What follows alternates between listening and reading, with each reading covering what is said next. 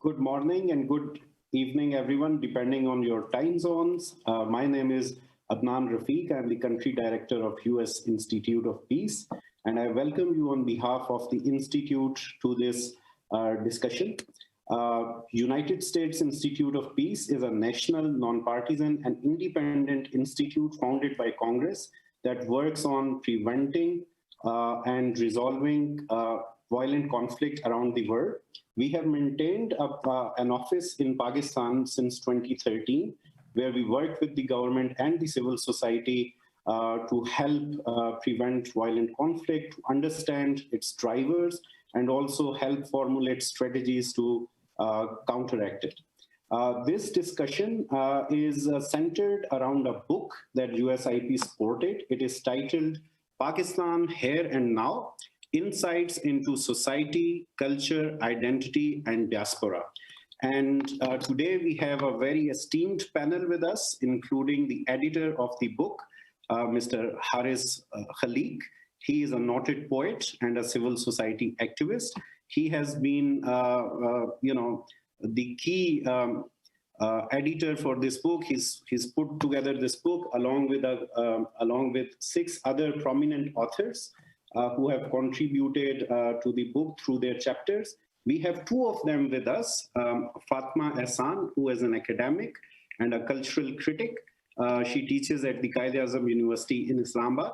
And we also have with us Mr. Salman Asif, who is an author, playwright, documentary filmmaker, and a cultural critic.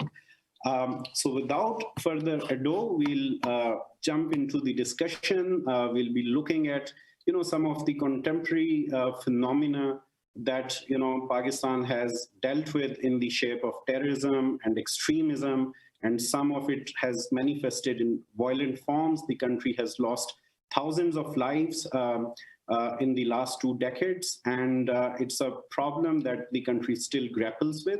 Also, the situation in the region is not too different. We've had the Taliban take over in Afghanistan late last year, and also on the other side of the border in India, we see extremist tendencies increasing. So in these circumstances, we'll try to look at the genesis of this problem in Pakistan by looking at the cultural and the historical and political factors and how they have shaped over the last many decades to culminate in its current form. And the recent incident in Texas, where Malik Faisal, who was a British citizen but was part of Pakistani diaspora, just simply shows how relevant these issues are even to the Western societies, and we'll try to understand how diaspora forms its sense of identity and how some of the contemporary cultural trends or political trends, shape their worldview and their actions. So let me first go to the editor of the volume itself, Mr. Haris Khaliq, and request him to provide an overview of the book with its key themes and ask him how it came about. Haris Khaliq. Thank you very much, Adnan. And at the outset, I must mention somebody you have not mentioned, my co-editor, Irfan Ahmad Khan, who is not present here, but he perhaps did as much as I did, if not more, to bring this collection together. And of course, I'm thankful to the 6 contributors. I also have had the privilege to contribute one piece on diaspora, Pakistani diaspora, and different categories of Pakistani or types of Pakistani diaspora across the world, not just in the West.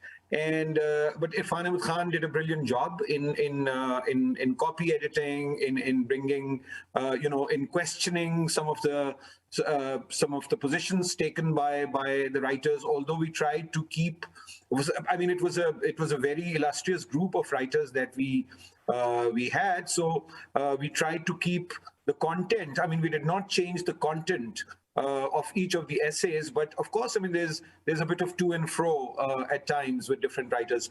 So I think the idea was to look at the Pakistani society not from a security lens or a geostrategic lens alone. Because unfortunately, the issues of intolerance and the issues of rising religious extremism are seen through or observed through or understood through either the security lens by the Western governments or even our government at times, or by a very sort of narrow geostrategic, geopolitical lens. So our idea was to look at the culture, not just the current affairs, and that is why the selection of this writers actually reflects on that. It was not just the political affairs or the current affairs, the immediate, urgent, contemporary political affairs, but we tried to look at the Pakistani culture and Pakistani society, and I mean, it is a projection. Diaspora is actually a projection of the Pakistani society and culture back home. It is far behind us in many respects. I'll come to that later, but it is a reflection or a projection of what is happening within the country. So, there was and the identity question. So we wanted to look at it from a cultural lens and from a historic lens, and seeing issues that we face in the continuum of history. I mean, there's no one starting point, as it were, for what is happening now in Pakistan or in the region, for that matter. So it was an attempt to look at that. The other thing which we tried to make this collection different from the larger body of work available on Pakistan or contemporary challenges faced by Pakistan, was to actually have people who are not simply academics. I mean, there are a couple of academics in the mix, but those academics like Fatima Ehsan present here, or Dr. Nazir Mahmood, who has done a very good, insightful, analytical piece on education and the education system in Pakistan and the issues or challenges with the education system in Pakistan at different tiers. So they are academics, but they're also cultural commentators, if not creative writers themselves. Fatima is very creative also, I know, but Dr. Nazir Mahmood is more of a cultural commentator. And for instance, I mean, the last book that he has done is a collection of film reviews that he has done, and not just Pakistani films. I mean, the world cinema that he speaks about. So we tried to, or Zahida Hina, who has written about the statecraft, the history of statecraft in Muslim societies, a very sort of, if not exhaustively indicative piece on how statecraft has taken shape over the last millennium or more.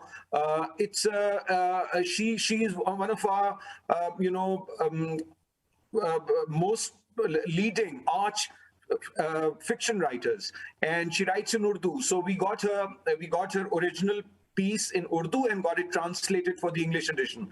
The rest of the essays were written in English, and they were translated into Urdu for the Urdu edition, because I think it was very important to reach out to as many people as we could, because Urdu is the language of public discourse in Pakistan, not English. But it was important to reach out to the policymakers or students or scholars globally, and that is why it was written in English, and an Urdu version was provided for local consumption, so to speak. So I think Zahida Hina is a leading fiction writer, but she has a very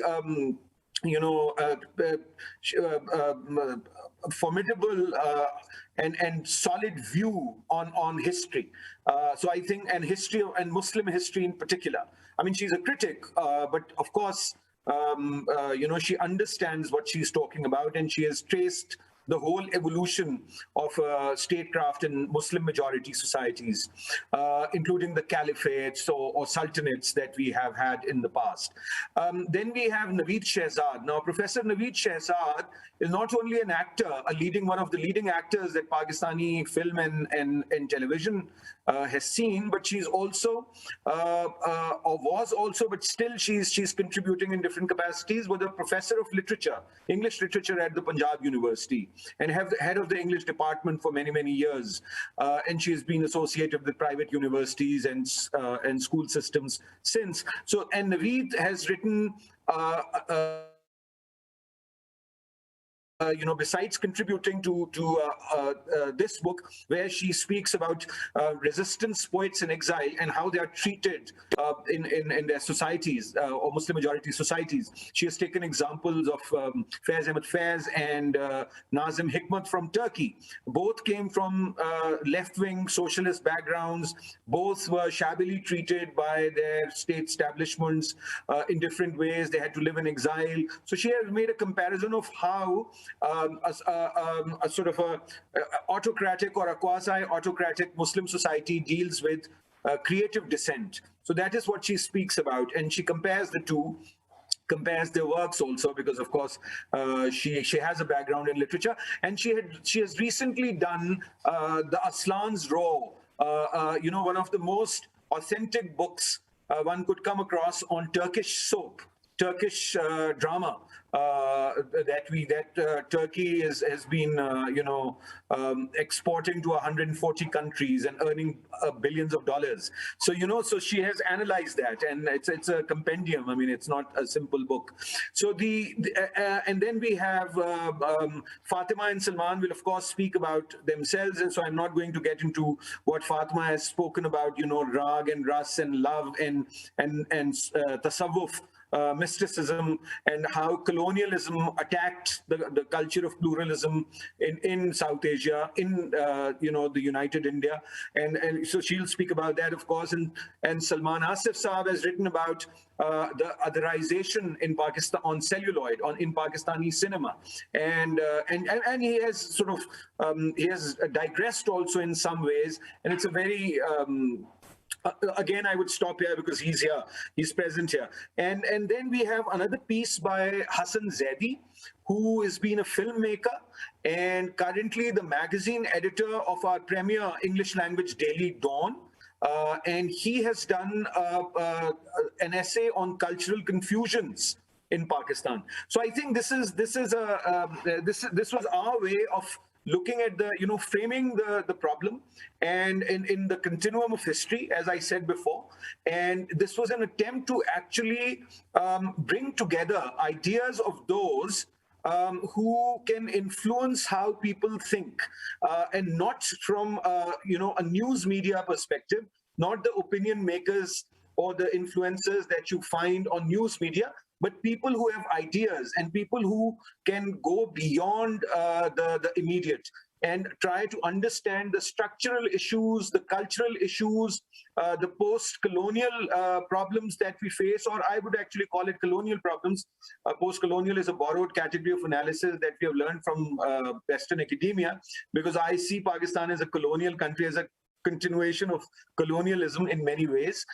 So you see, so this was an attempt to understand Pakistan as a part of the larger Muslim majority societies, but also focusing on some of the unique issues of subnationalism, ethnicity, linguistic diversity that we see in Pakistan, or cultural diversity, if I sort of put a category on that.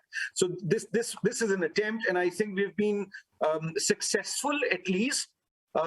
Nothing can be exhaustive, but we've been successful at least in raising some pertinent questions, and also making people think and debate, agree and disagree with us.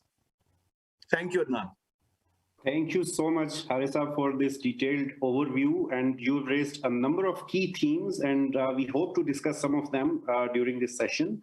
So I'll go to Salman Asif Saab with this question that underlying a number of these issues that Harisa mentioned, and extremism and all of this phenomenon, is the process of otherization. It's the process of exclusion. So an exclusionary worldview that divides people into us versus them.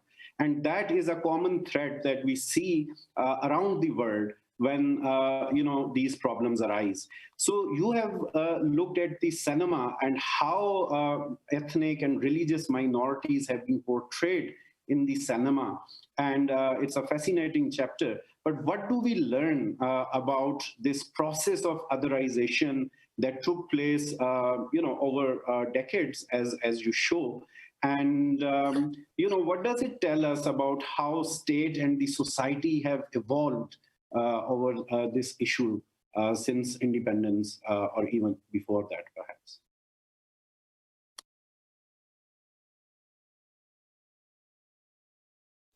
You are mute, Salman.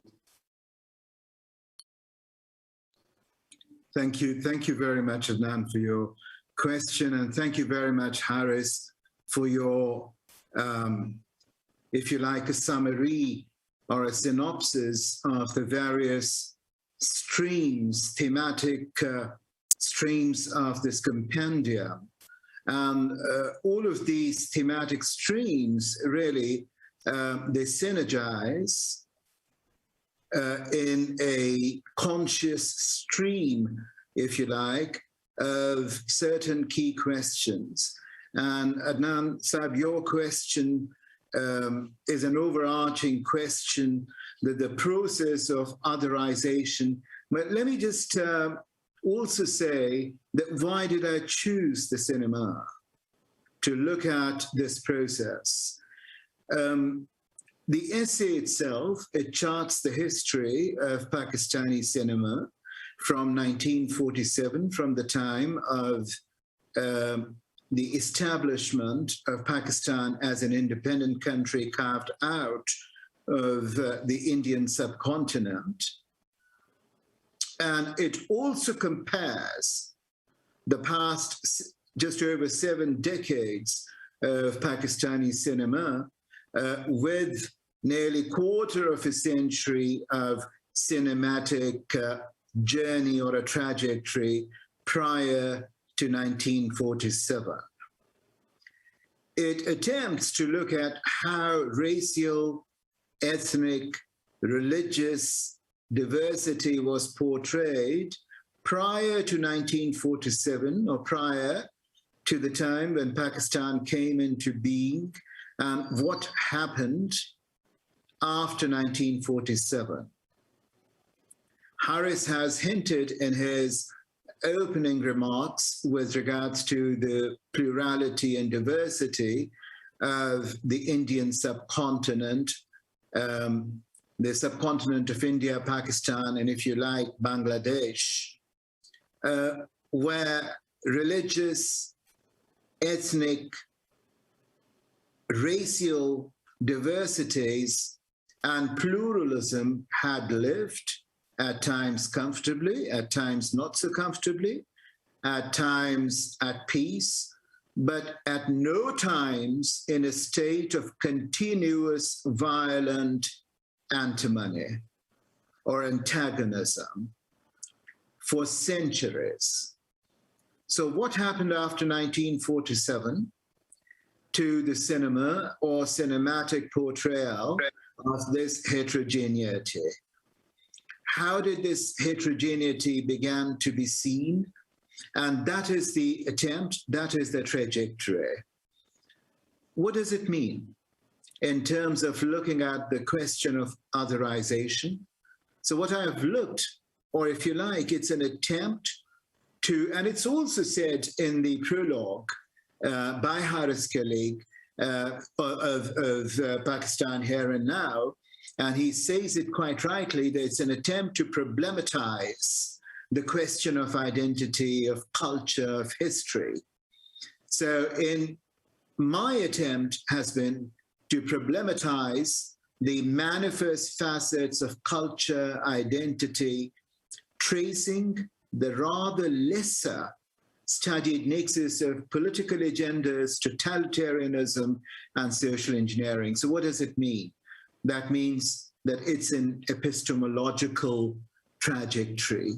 That is to say that the essay would like, or the essay has tried to look at a body of knowledge, body of depiction of history through cinema. And cinema, as we know, is a composite form, is a composite creative endeavor. In terms of the South Asian cinema, you have song, lyrics, music directors or composers of songs. in addition to dialogue writer, in addition to the screenplay writer, in addition to the writer. And if a movie is an adaptation, then you take into account the original text of that movie, then you have acting, so on and so forth. I need not go into the details of various art forms that converge in order to have a production or a cinematic production. I wanted to see that how has this been possible for so many various artistic expressions and art forms to converge into, as you said, otherization of religious, ethnic, racial, gender groups, which may be referred to as minority groups. So in that sense, I've tried to explore the declining value of truth, of human values, of tolerance, social inclusion, diversity, difference, dissent, which have been seen prior to 1947, even within the cinema and at the societal level, as a society's reserve currency, as opposed to the shift that we see in post-1947 cinema gradually taking shape to a systemic and rather infectious spread of pernicious relativism, which you often find disguised as either acceptable or sometimes even as legitimate form of skepticism. So in that sense, the essay or the process, as you asked, of otherization, it tries to track or reveal the complexity, the nuance, the paradox of presentation of society and life through the cinema, as well as to ferret out the interplay of institutional complicity. The institutional complicity in undermining the value of societal heterogeneity and diversity. But I also wanted to study something related to it, but far more diabolical and disturbing. And that is to investigate how institutional malice towards ethnic, racial, religious, gender, pluralism, heterogeneity generates intergenerational forms of bigotry, of intolerance, often completely delusional sense of entitlements. And how does it weaken and ultimately smothers the societal, historical, rather practical and prevalent, tried and tested standards of universal form, ideas of decency, of compassion, equality, tolerance, nonviolent dispute resolution, fair play and justice.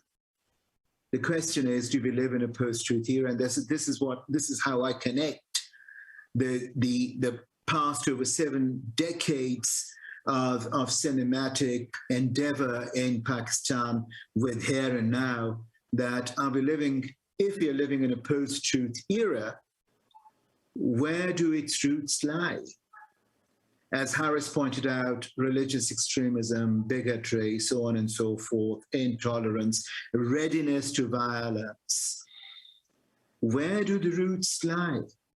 What are its principal symptoms? How it affects a healthy or aspiring to be a healthy society? Sorry, I'd hold here. I think I've... No, if I may ask just a supplementary question on that. You also mentioned 1965 as another key year after which the portrayal of minorities deteriorated further. And, you mentioned the commercial aspects of it, but what's equally important is, how the ideological makeup of the state evolved post-1965. And do you see all of this post-1947 and further deterioration since 1965 as, just the societal evolution in terms of the bigotry and hate and extremism that you mentioned, or there was encouragement and active sort of steer from the state as well in terms of, portraying these ideological underpinnings. So just thank you very much for asking this question. So our participants and audiences know that the famous Hollywood actor Sidney Poitier, who passed away recently, he symbolized, and his life and his work is emblematic of a certain form of resistance, certain form of cracking the glass ceiling, as it were, against prevalent or dominant views on race and society.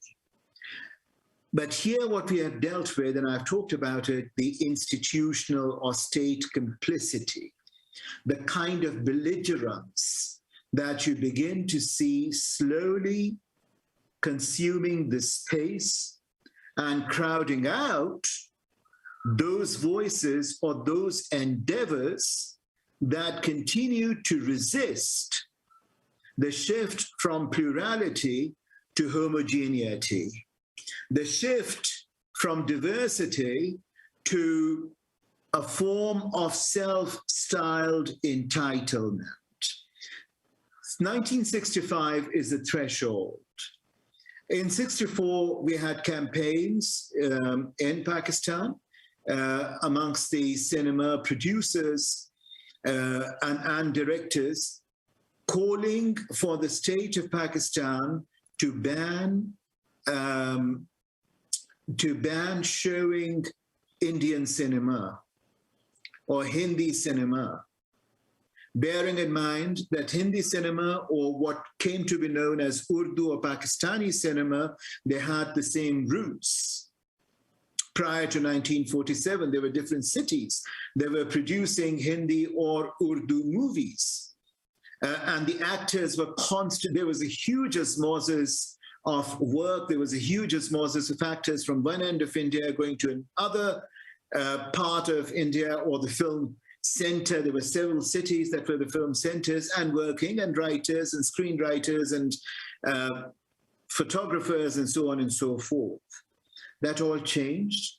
There was this campaign for further segregation, and a successful campaign that started in 1964.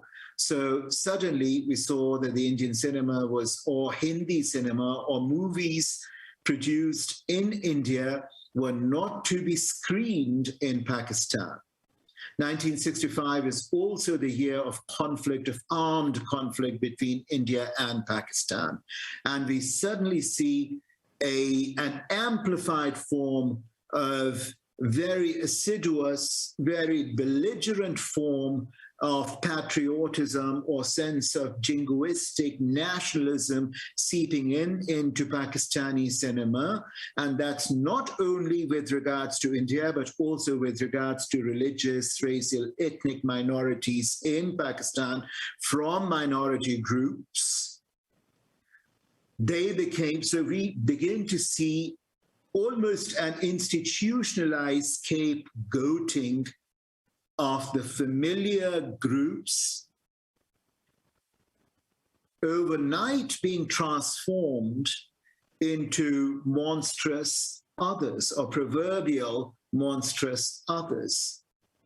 Now, the question has been that while there's nothing new, we all acknowledge in historical bias, but it's important, and I've tried to point this out, that from 1965 onwards, you see, there's been an ushering of an age where the idea and practice of truthful presentation of history was abandoned systemically. One understands the pressures bearing down upon truthful presentation of life and history in cinema. But what one begins to see in post-1965 till here now, that the pressures bearing down upon truthful presentation of the plurality of society, diversity of society, heterogeneity of society, of life and history, it has become more complex. it has become more dispersed. It has become more insidious. They've all become more unsettling because they do not necessarily emanate from any identifiable big brother or the state complicity anymore, or a proverbial gurgle. In that sense, it seems that the genie is completely out of the proverbial bottle. It has acquired a life of its own, whether or not state complicity, whether the state tries to portray through its policies and actions a greater respect for racial, ethnic, religious, or various forms of diversities, the damage that has been done to the civic structures of the society has deepened to a level where intolerance, bigotry have become an everyday experience. You would have read of that horrific lynching of a migrant worker in Pakistan, Christian migrant worker from Sri Lanka in Pakistan, and there are other lynchings also. These were unheard of. So thank you. Whether at the state level, there may be positive steps to heal or to mend what has been smothered over the decades, it seems that it has acquired, as it were, a dynamics of its own. It has acquired a trajectory of its own. Thank you. I think you have painted a rather grim but accurate picture of, where the society stands in terms of such regression, and the incidents of lynching and persecution that you mentioned. I would like to say that I'm hopeful. It is dark and it's very dark and dreary, but I think in spite of the psychological and sociological tricks that have been played upon the masses, people are ultimately hardwired to demand veracity, to resist falsehood. And there are instances in the cinematic world or on television or in production where you do find attempts to resist falsehood, to demand veracity. So there is a voice within, if you like, that resists fakery, falsehood, and lies, even though that voice may have been muted for a long time. And my last point is, the challenge is to turn that voice from a whisper to a roar. The truth is out there, if we only demand it. So I think this book itself represents one of those efforts which resist, the bigotry and exclusion that you mentioned. Absolutely. But let me go to Fatima Hassan. And, her chapter is such a contrast, because it talks about pluralism, it talks about gender fluidity and, the sexual liberalism that existed in this society, and compared to what we see today. And at times, when these concepts are presented to a new generation of Pakistanis, you often hear them assume that these are Western concepts, without necessarily realizing how pluralistic and liberal the society was. And I think through her chapter, Fatma highlights, and through the metaphors that she uses as well, I'd like her to sort of construct it in the same manner as well. The indigenous roots of pluralism in subcontinent and in Pakistan. So, Fatma, would you please, explain to the audience how you traced these roots and what does it mean for the contemporary society in Pakistan? Thank you very much, Adnan, and thank you for this opportunity to talk about the essay and the book. And before we started, we were also talking about the process itself and how that went for all of us. So I can speak a little bit about that in terms of my own experience. I'm a practicing Sufi, so I follow the Shadiliya Darkawi Sufi order, which originates from North Africa. So because that was kind of the Sufic lens was what I was looking at. I mean, that's how I tend to look at things now. I come from a very political, sort of Marxist, communist background, and this is quite a shift for me too. But so since I look at things from this lens now, when I was approached and I was asked to write an essay, I thought about how I want to do it. Now, what I'm really interested in is, and I also value a lot, is intuition and intuitive ways of writing and intuitive knowledge, which is not something that is really valued generally in many, all over the world and many societies. So I wanted to, write as a woman, as with intuition, and also what felt right to me. So what happened for me was, since I was looking at, the other thing is that language, I feel, it carries a bit of violence in itself, because how we describe things is also how we limit things. So you use certain words, for instance, Indigenous in your questions, agency, rebellion, those kinds of things, or sexual liberation and stuff like that. So I find that language actually defines a lot, and there's a problem with labeling and naming, which is what happened also in the subcontinent with a lot of practices which weren't really talked about. I mean, there was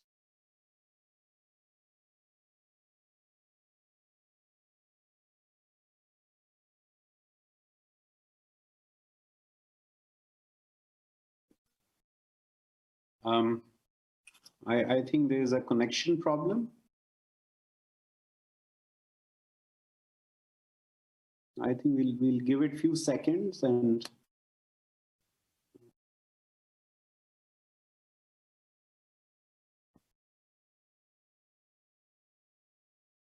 okay, I think Fatma may need to reconnect with us, and we'll go back to her once she reconnects. Let me go to Haris Saab in the meantime. And Haris Saab, the plurality that existed in our society and still exists, obviously, there are always discourses within discourses, and there are multiple streams of practice and communities of practice, so on to speak. How do you see this, centuries and decades old wrangling between the pluralistic and the exclusionary or regressive streaks within the society, and as it has played out, and especially highlighting some of these pluralistic traditions that still exist within our cultural fabric? Would you like me to begin, or since Fatima is back, because she may lose her train of thought? Sure. And no, she's Fatima back. So Fatima can continue, and then I'll yes, come to you quick. Please continue. I'm very sorry about my connection. It's not usually this erratic, but well, whatever. So I was talking about language, and what I wanted to say in terms of language is also how we make certain narratives. So when we talk about terrorism or we talk about extremism, there's a particular narrative of that kind of we see in the context of Pakistan, which is actually also internal, produced internally, but also produced externally. So I also wanted to stay away from that kind of naming and labeling and do something different. So what happened was that I took the metaphor was music, Indian classical music. I took that style of writing, and then I tried to merge it with my own thoughts, and then also, more importantly, with the kalam and the work of Sufi poets and writers. Because I wanted to define and talk about tasawwuf, but in a relational concept, or in a relational way through their kalam. So that's what I did. So in terms of when you talk about pluralism and all of that, I mean, things, sexuality was not an issue, transgender people were not an issue, everything was okay till the British came and they started criminalizing certain things. And I think that naming and labeling kind of, and making certain things public, and starting sort of discussions around that started to actually cage things or change them. But I'm not going to solely say that it was because of colonization that all of this happened. There are other factors too, because when you talk about pluralism, you also have to look at the conservative side of society, and also when you're looking at the more sort of accepting side of society. So what I wanted to say about that is also that, so that is not the sole idea, is not to blame it on the British also, because I think that would be giving them too much credit for the dialectical process that any society or culture goes through. I mean, there are opposing voices and things, and, other things kind of are produced through it. I wanted to actually, let me just talk a little bit about some of the concepts. So for instance, I'll just begin to talk from, taking a definition or borrow definition from Maulana Rumi, where he says that there's something called mana and there's something called, sirat. So there's something called mana, meaning, there's something called meaning, and there's something called form. So he makes a distinction between form and essence, and form is, I'm putting it very simply. So form is all of us in flesh and blood with all of our biographies and identities. And essence is the meaning, which is divine love that we all embody. So he pins it on divine love. So if you go for the essence and divine love that each person embodies, regardless of their biography, regardless of their ethnicity, regardless of their race and other intersectional and social markers, what remains is the essence that each person carries. Even the Quran says that wherever you look is the face of Allah. So you see people and you see essence. So what Sufis tend to do is to sort of look past gender, look past sexuality, look past, all of these categories, because these categories don't really have any meaning. However, liberation and the idea of freedom is not attached to any particular sex, but it is something that any person can attain through the endeavor that they can put into their own excellence. So that is basically how I wrote the essay and talked about these various, social markers about sexuality and so on. But having said this, I think there is a problem in terms of language and using words like indigenous, because indigenous people never say we're indigenous. Native Americans never said we are Native Americans. Somebody else is labeling, somebody else is naming. And I also wanted to challenge that a little bit. Thank you. Let me just also point to a beautiful paragraph in your chapter where you talk about how easy people were with the idea of femininity. And, today what we see is hyper-masculinity. And, across the world, you see where there are higher degrees of violence in a society, it is often linked with, the concept of masculinity in that society. So how have we come, I mean, if you can relate a little bit to how, especially in Sufi tradition and in the cultural tradition, how the idea of masculinity has evolved and the implications that we see as a result. So first, let me talk a little bit about how tasawwuf actually sees these two things like femininity and masculinity. So how spirituality generally, mysticism, spirituality, and tasawwuf also sees masculinity and femininity is it's the posturing that one has in relation to the divine. So for instance, femininity is described as a submissive posturing, which I think a lot of feminists, when they hear me say this, will probably not like it.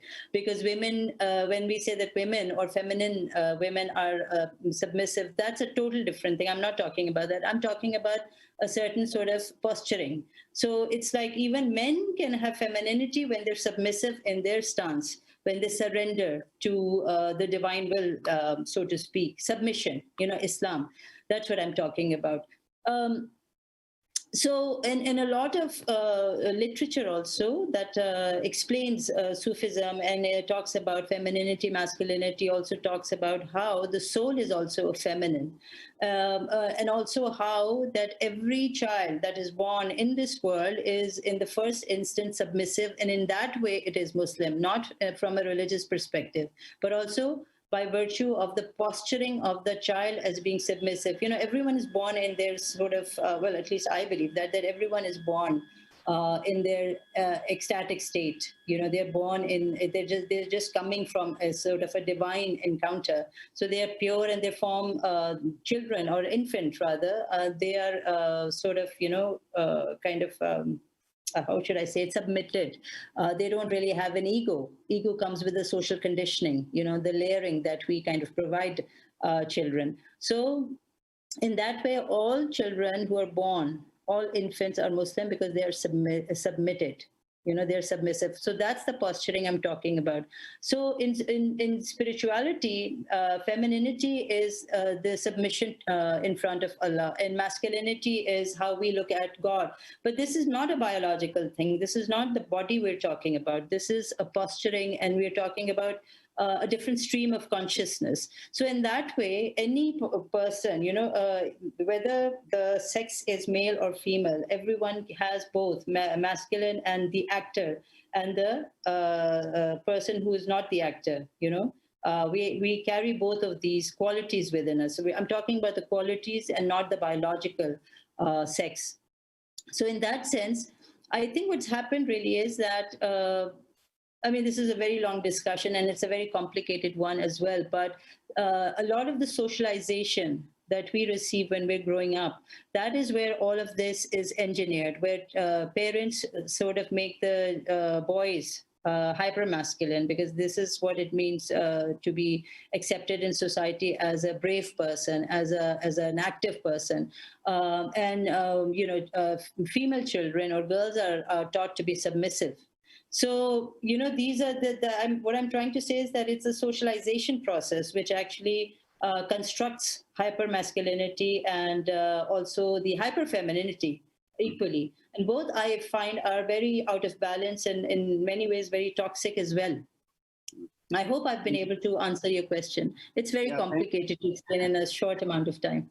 Well, that's great food for thought. And let me remind our audience that they can ask questions. Please use the chat box on the web page to ask any question that you would like. I'll ask one more question from each panelist, and then I'll be reading some of your questions from the chat box and put them to our panelists. So please do write down your questions. I'll go back to Haris Khaliq Saab and, you know, talk about another aspect that this book discusses, and some of the recent events in Texas, as I mentioned earlier, also show how important it is to understand the Muslim or Pakistani diaspora, but also from, you know, two set of lenses. One is, you know, the identity crisis, as many people have called it, or how, you know, various the experience of moving from their home country to the host country and the whole cultural and social experience, how has it shaped their identity and created various contradictions that have been highlighted by Haris Khaliq Saab in his chapter. But also at the other end, how these communities have been received in the host countries, and the rise of tendencies such as Islamophobia and the alienation and exclusion that some of these communities have faced, and especially since 9/11, how that has further added to you know, the identity crisis, so to speak, among these, and how it then in turn translates into the kind of tragic incidents that we see. So Harisa, you know, your take on this, please. Thank you very much, Adnan. Thank you again. But let me, because, you know, when Fatima had disappeared because of an erratic internet connection, you had posed another question in the middle. So let me just very quickly respond to that as well, because it is linked to what what has been said just recently, just right now by Fatima. I think it is not about blaming the British or, they did not have all the agency to brought about the kind of changes that we see in South Asian societies, particularly Pakistani society or other colonial societies or post-colonial societies, so to speak. But there was certainly a brush with modernity, and I can speak about India. When I say India, I mean the British India.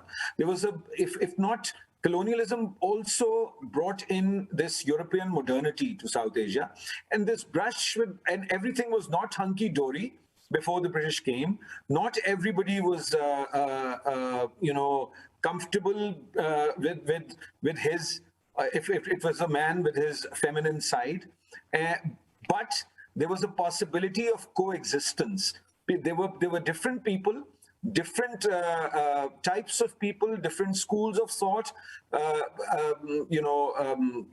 coexisting before but this brush with modernity, and there were tendencies, there were exclusivist groups, there were bigoted groups in our history, but the schools of thoughts that they had were also equally problematic and anti-exclusive, anti-plural, but very sort of monolithic understanding of religion, faith, and it was among all among different sects. But this brush with modernity after the British brought structure to these schools of thought, and that is why the current denominations that you find in mainstream Islamic tradition, both in Pakistan and in India, and also in Bangladesh, and perhaps to an extent in Nepal and Sri Lanka and Afghanistan also, are all schools that were founded during the 19th century or the early 20th century, whether they are the Ahle Hadith, the Deobandi school, the Barelvi school, or the kind of Najafi Shias that were Shias until the time, most of us were Najafi Shias in South Asia before there was a revolution in Iran until, like 40 years ago or so. So it's and then they became, I mean, I don't want to get into the detail of that, but then they started believing in Vilayat-e-Faqih. Otherwise, they were Najafi. So there was, all these were actually consolidated, and there was a structure brought to them, and there was a political expression brought to them after their brush with modernity. And then they were all manipulated and used first by imperial powers, and then the post-imperial Pakistani state and Indian state. And that is what you see in India as well. I mean, all the Arya Samajis and Rashtriya Swayam Sevak Sanghs and the Jan Sanghs and, the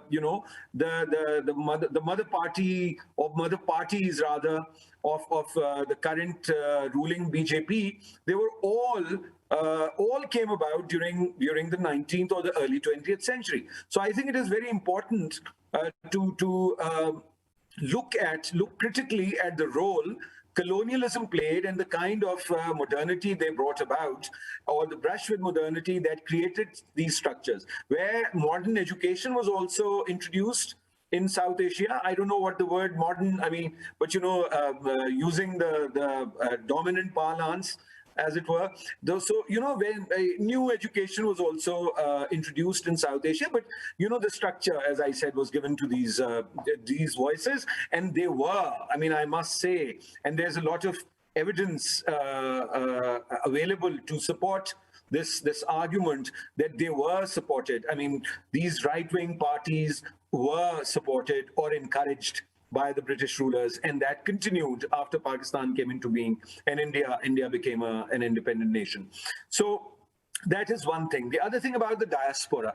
Now, you see, Pakistani diaspora, what I have tried to do is looking at categorizing the Pakistani diaspora. I mean, Pakistani diaspora, again, is not a monolith. And so I've tried to look at them. I mean, there are 4 types. I mean, I've tried to look at them, look at the first type very sympathetically, which is the Pakistani workforce, which is largely in the Middle East. 90% is in the Middle East, but I mean, ballpark, but some are in Afghanistan, in East Asia, in East Africa, up to Japan, in the Far East or China or elsewhere. And these people will eventually return to Pakistan. And these are migrant labor. And their rights are usurped in the countries where they work, and their rights are not realized in their home country either. So this is one particular category of Pakistani migrant labor. I mean, there could be some white collar, engineers and doctors or other chartered accountants or other professionals also working in the Middle East, but majority of them are either skilled or unskilled labor in working from the oil rigs to different, to road construction industry to other industries. So that is one chunk of a large chunk of our diaspora. So I do not particularly have any issue. I mean, I'm not anybody to actually put it like that, but in terms of, towards them, I think the state should have a more sympathetic role and accept them as equal citizens and actually lobby for their rights, because Pakistan exports labor, because Pakistan has deindustrialized itself and not turned its agriculture into a modern mechanized agriculture. So there there is a huge, of course, population explosion in the country. So those people, I mean, there's a very different take on those people. But then there is another, and then there is another category of our diaspora who are living in exile because of their political views.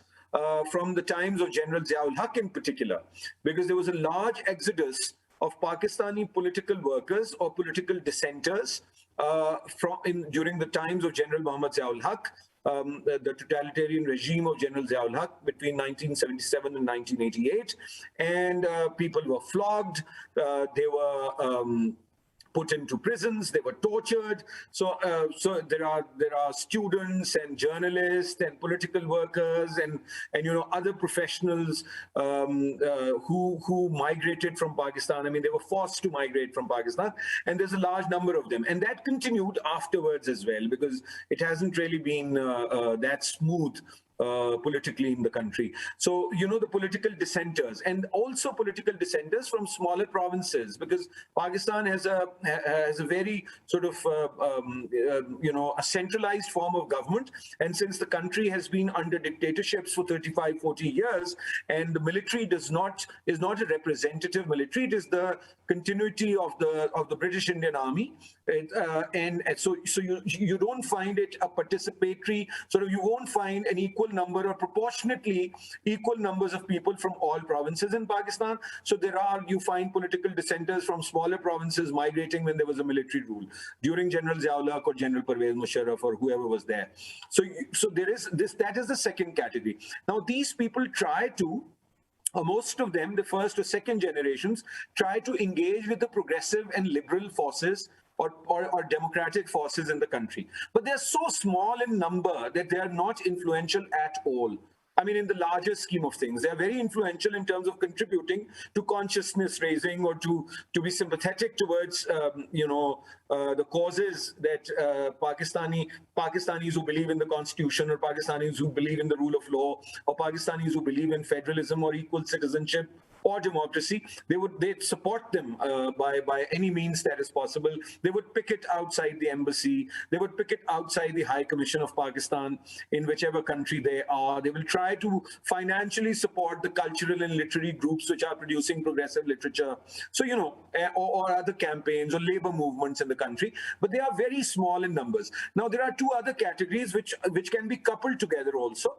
These are people who are economic migrants largely. And these are, again, it is lopsided. They mostly come from one province followed by another, two provinces now, after the Afghan war and the political turmoil that we have observed in the Khyber Pakhtunkhwa province in the last 30 years. So you will find there are two from two particular regions in Pakistan, northern Punjab and Khyber Pakhtunkhwa. You would find them, most of the people come from there. They're economic migrants, and there are some professionals which are highly skilled who are a part of those economic migrants. And these people enjoy all,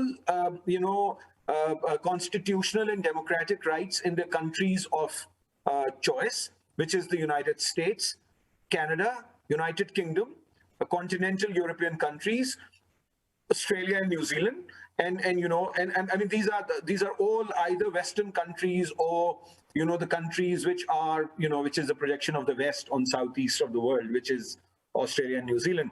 So and you would find these people to be supportive of right-wing populist political movements in Pakistan. They will be supportive of the madrasas in Pakistan. They will not, when I say they, I mean, I'm not imposing a unity on all of them, but the major trends that you find within these groups. And these people are mostly settled in the West. And it is very interesting to analyze that even before 9/11, they were supporting some of the right-wing political parties or military dictatorships in the country. But particularly after 9/11, as their population also increased in Western countries, you find their identity crisis within those Western societies, because there certainly is Islamophobia, and there is a lot of work available on Islamophobia. And I've quoted in my essay some of the work that is being done by the Western scholars. One of them is an American scholar. Actually, two of them are American scholars who have looked at what has happened in the US, what has happened in Ireland in particular, and some other countries across UK, across Europe and the UK, of course, and they've tried to see, the kind of siege mentality that has developed among Muslims, the kind of ghettoization that has happened continuously, and the insecurity that we see. So the majority of them are very law-abiding citizens in their own countries. I mean, there may be these, outliers, like the person in Texas, what's his name, Akram, Akram Awan or something. Malik Zahur Akram, probably. Yes. And there are so many other examples. I mean, I think 5 or 6 years ago there was an incident in San Bernardino, and there were other incidents in the US or in Europe, in London or in other parts of Europe. So there is a sort of an identity crisis with there, but these people are outliers. The majority of diaspora, when it comes to the country, their adopted country, the country to which they have migrated, or their parents had migrated, or their grandparents in some cases had migrated, they're very law-abiding in these countries. But back home, they want to fix the native country, and their idea of fixing the native country is a very bigoted version of religion, and a very sort of cultural, the kind of culture that they promote and profess and actually work for and support in their home countries is something that has actually, is not in practice in home countries anymore. I mean, there may be pockets, but it is not the mainstream culture here. So they find it very strange, and we find it very strange. They find it very strange that we are not the kind of Muslims that they wish us to be. And we find it very strange that while they enjoy all the democratic and civil liberties, they want us to live in a society which is like Afghanistan, for instance. And they have these, this nostalgia about a Muslim state which never was. So I think this is something that I've tried to problematize, and also, I mean, and a bit of life writing, because I've quoted anecdotes and incidents, but tried to look at the analytical aspects of why these people think like that. And I have most of my class fellows, my batchmates from my engineering university in Pakistan are abroad, are either in North America or in the UK. Most of them are in North America, Canada and the US. And I continue to argue with them. And I have quoted some incidents when I was visiting them a few years ago, and actually I have visited them more than once, that, you know, why and how they could actually, they wish to have a country back home, and they think, you know, according to their idea of Islam and according to their idea of an Islamic society, and to meet that end, they support military dictatorships and they support populist political leaders like our incumbent prime minister. So I think, and you know, it's actually quite complicated. I mean, I've tried to, in 8,000 words, how much can you delve into the details? But I think it needs further investigation. Thank you. I think, you know, we can, you know, safely say that pluralism and multiculturalism cannot be taken as granted, even the West, and it, you know, remains a project where, you know, a lot of more work is needed, you know, so that people can live with harmony and, you know, really adopt the kind of plurality we're talking about. I'll go to Salman Saab for brief comments. You know, he expressed, you know, some resistance to the bigotry and hate and exclusion that we mentioned. And, you know, there are some analysts coming back to Pakistani society who mention, you know, the examples such as the Kartarpur corridor and, you know, the debate on the Hindu temple being built in Islamabad, and, you know, also the newly approved and published national security policy, which just came out last week, where, you know, some commitment is made on the concept of unity in diversity and according religious or ethnic minorities their due rights in a society. So do you see, and you in your chapter mentioned new wave of cinema. So do you see, you know, this kind of push towards greater acceptance of minorities, greater acceptance of plurality sort of depicted in this new wave of cinema? Or, you know, how do you see the current situation? And so we'll take brief comments from you, Salman Saab, and then Fatma Saiba, and then we have few questions contributed by the audience, and we'll then go to them. Salman.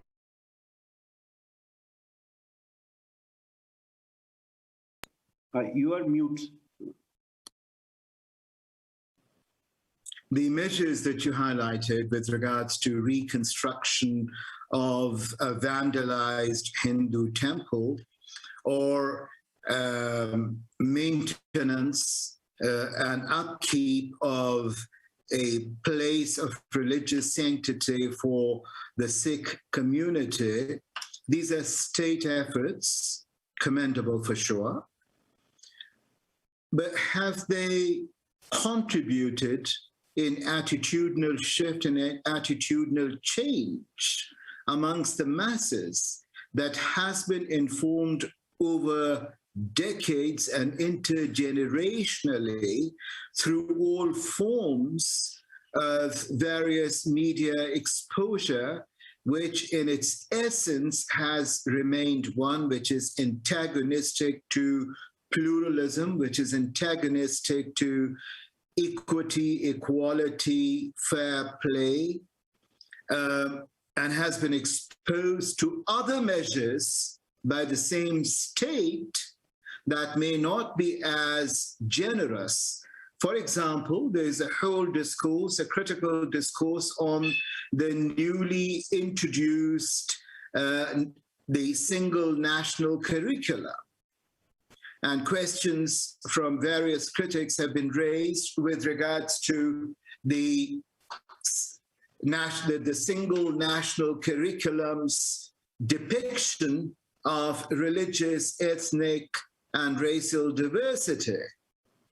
So I guess that there remains this form of tension that in spite of commendable or positive actions by the state, from the government, there's far more that needs to be done at societal level if that kind of behavior change is to be ushered. Thank you, Salman. Sorry, you asked about the New Wave cinema. Would you like me to say a couple of lines? The New Wave cinema has undertaken some very interesting experiments. The experiments, some of which are very bold. For example, the question of gender identity, the question of migration, the question of dissent, the question of youth empowerment, the question of resistance to forms of abuse of authority, harassment and bullying.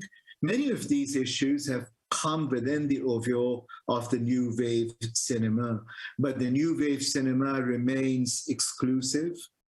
It remains within the realm of extremely urban filmmakers, largely for urban cinema audiences.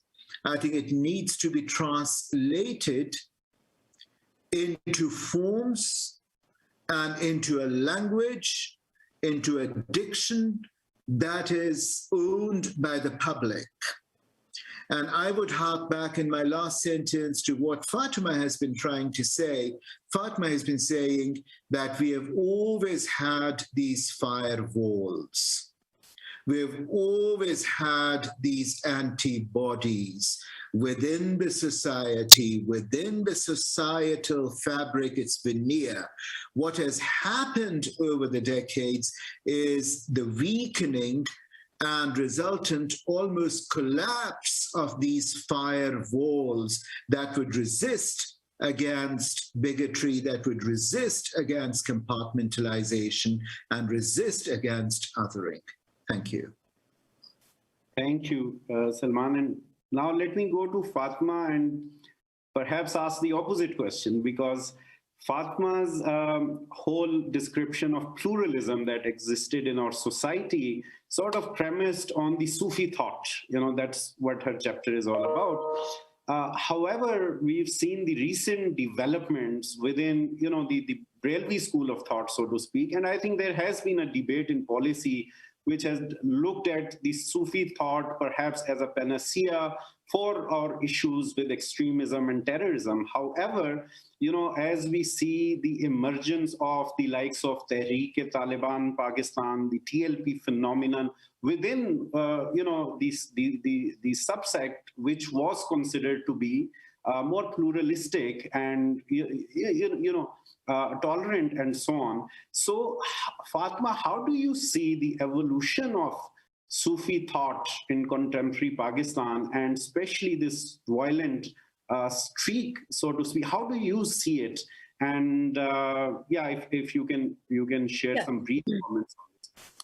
So my view on that is, so if you look at the tasawwuf, it's an inner tradition. It's an esoteric inner tradition.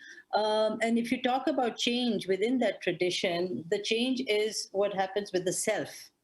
So the change is not something like, it's not supposed to be a political sort of act or a movement. Foremost, I think the tasawwuf is an engagement with the self. And it is actually looking at the self as the site of knowledge production. How does that help you? How does that make you into a better human being? How do you actually excel and try to actually reach the level of ihsan, which is talked about in Islam? It is not supposed to be some sort of an outward, external social movement. And when it becomes that, it takes on a very, very, I think, hideous face. I don't like to look at, Sufism or tasawwuf as a very communal kind of a thing. It's actually, look at the practices that happen in tasawwuf. There have been people who have been in khalwa for 40 years. There have been people who do that now for 40 days or however long. This is it's a very lonely kind of a journey. This is not about actually, changing others. It is about changing the self. So that's the way I see it. When you actually take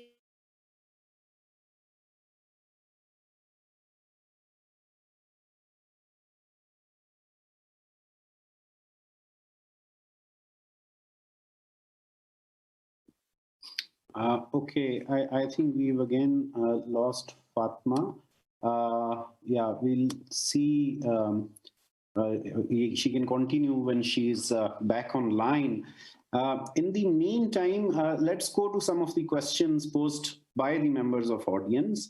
And if I can take a brief comment from you, Salman Saab, or is Fatma back with us? I am back again. I'm really sorry. Yeah, no.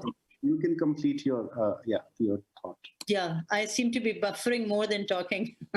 So, like I was saying, for me, this is a very inner tradition, and when you try to, the change actually, basically the idea in tasawwuf for Sufism is that if you change the self and if you come into interaction with other people, that sort of change will just reflect and carry on. And it's not something that can be seen also, that kind of knowledge is from the heart to the heart. It's not something that's actually displayed or acted out in the external realm. So I think when you try to impose that kind of externality on Sufism, that this is the face that you see of it, which is TLP and so on. So that's my sort of take on it. Thank you. And yeah, we'll take some questions from the members of audience. And if I can put this question from Peter to Salman Saab. Peter raises the issue of caste, while we've looked at the depiction of religious minorities and, maybe ethnic minorities, but caste has been another sort of otherizing sort of fault line within subcontinent. And even in Pakistan with Muslim identity, it also still kind of plays out underlying various other identities that we acquire. So, yeah, your quick comments on how caste kind of plays a role in contemporary Pakistan society, if at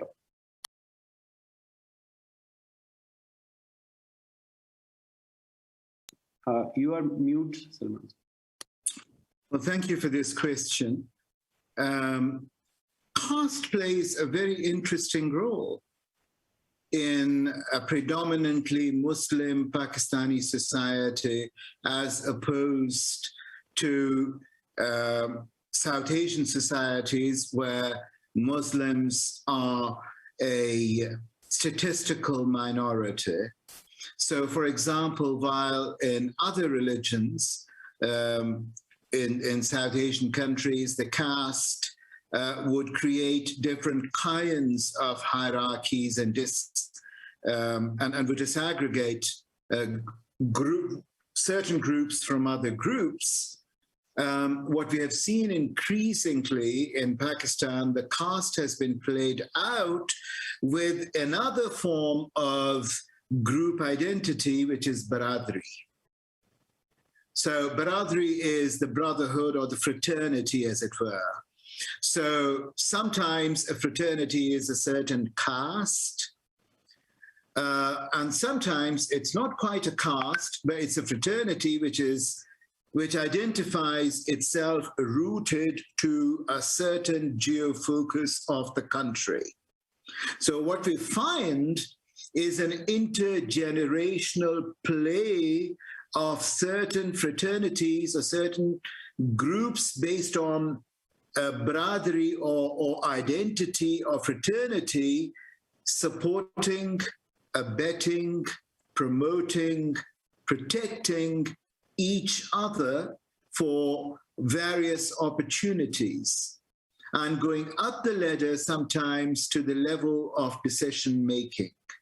So you would find certain groups which are either castes or fraternities or baradaris or both. For example, predominantly in electoral realm or the electoral politics, you would find amongst the law enforcing agencies, you'd find in judiciary, you'd find in amongst the lawyers. So it has become as identifiable as that. So in that sense, there's often this kind of interplay between power brokers belonging to certain castes and supporting, as I said, abetting and protecting members of their Baradari or caste. It doesn't necessarily, it sometimes even cuts across social markers. It cuts across the, you know, the socio-economic background of an individual. Sometimes it is quite enough to be belonging to a certain caste or to a certain Baradari. Thank you. Thanks, Salman Saab. I'll go to Fatma next with a question from Thomas, who's asked that we've talked about blaming or not blaming the British, but no one has mentioned Ziaul Haq and his Islamization program. What responsibility do we put on that? So, you know, your discussion on pluralism and all that, you know, what would be your response to this?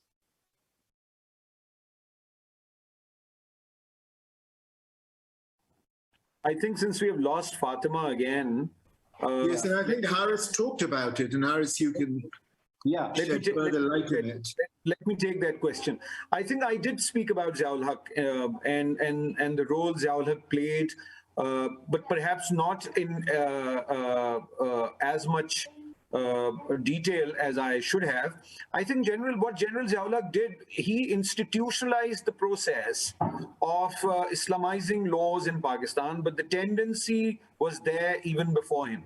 So I think we must understand that General Ziaul Haq used Islam to consolidate his power, one, and to further a certain brand of right-wing Islam, which was needed, unfortunately, at that point in time by the US establishment as well, to fight the Cold War in Afghanistan. So a certain brand of Islam was promoted, and we were from our curriculum to our cultural expression, everything took the brunt of that Islamization. And not just that, he fragmented society, or the policies that he pursued fragmented Pakistani society on sectarian and ethnic lines. And the book does talk about that across different essays. Thank you. And so I'll go to Salman Saab with the next question, where Farhan asks that democracy as a majoritarian system does not sit well for, I suppose he means, diverse nations like Pakistan, which is why Sindhi and Baloch are very skeptical of it. So how do you see, perhaps this is the question about the kind of federation that Pakistan has, the struggles that Pakistan has had with federation, and the majoritarianism, the majoritarian streak within democracy, so to speak. So your comments, Salman Saab, on this? Well, I know that Haris will have a lot to say on this, but let me just say that Pakistan is a very decentralized country. And they're federating units. And I'm a little surprised at this question, because those of us, and I don't know where our worthy colleague, participant who's asked this question lives. Farhan is the name? So I wonder if he lives in Pakistan, and if he lived in Pakistan, and if he lived, for example, in Balochistan and Sindh, as he has pointed out, and I'd be happy to point out Khyber Pakhtunkhwa, and I'd be happy to point out the newly merged areas, the former FATA, and I'd be equally happy to point out the former East Pakistan and now now Bangladesh. So my sense is that from all these streams, there's always been a demand for more democratization rather than lesser of democratization. And I think if his drift is towards anti-democratic forces, or if his drift is, if you like, statistical majority of persons living in a certain province of Pakistan, I think that's a different debate. But what we have seen is that in Pakistan's history, you've had the most popular prime minister of Pakistan from Sindh. You've had elections being decisively won or lost, not always in Punjab, but in other provinces also. And then you have, again, the big example of former East Pakistan and now Bangladesh, whereas the East Pakistani, former East Pakistani population was larger than that in West Pakistan. But here you have an example of the majority of the people having to flee for their identity, for their rights, rather than staying with the whole, pushing themselves to the margin, and then carving out a nation of their own, a country of their own, out of a long grievance discourse along the lines of non-democratic, non-inclusive policies and actions. So I'm a little I don't know how to address this question, but as far as I have understood, I don't think that the provinces that have been pointed out here, Balochistan and Sindh, and I've added others, they have fear of majoritarianism. I think they have fear of lack of self-representation. They have fear of lack of transparency. They have fear of lack of fair play and non-democratic forces occupying the space and being sort of determining the agenda, as it were. Thank you, Salman Saab. I'll go to Haris Saab for his take on this question, if you'd like to add, Haris Saab. But let me pose the last question of this session as well to you. Johannes asks that to which extent have strained relations with neighbors, in particular India, Afghanistan, Iran, and even China, he mentions, reinforced the predominance of the military and prevented a focus on internal development? So the civil-military question, which is quite customary, I think, on all debates on Pakistan. But first, your take on the previous question, and then your final comments on this. Thank you, Adnan. I think Farhan has posed a very interesting question. And let me remind Farhan Saab that it is not the numeric strength of Punjab which bothers people. It is the unconstitutional role played by certain institutions where Punjab dominates which bothers people in smaller provinces. So there's a difference. And I would just reiterate what Salman Asif Saab has said, that it is democracy actually which the smaller provinces have been asking for and demanding since ever. And particularly after 1971, when the Pakistani establishment refused to accept the people's mandate of the 1970 elections and did not let the Awami League, which had swept across East Pakistan then, to form the government in Islamabad. So I think it is important to remind us that all the provinces in Pakistan have been asking for more democracy, and they have the ability, their political leadership always had the ability to differentiate between majoritarianism and democracy. And that is why even today, if you look at different movements like the PTM, for instance, or if you look at, there are insurgents or separatists in different parts of Pakistan as well. But majority of political dissent that we see in Pakistan, interestingly, asks for the rule of law and constitutional rule.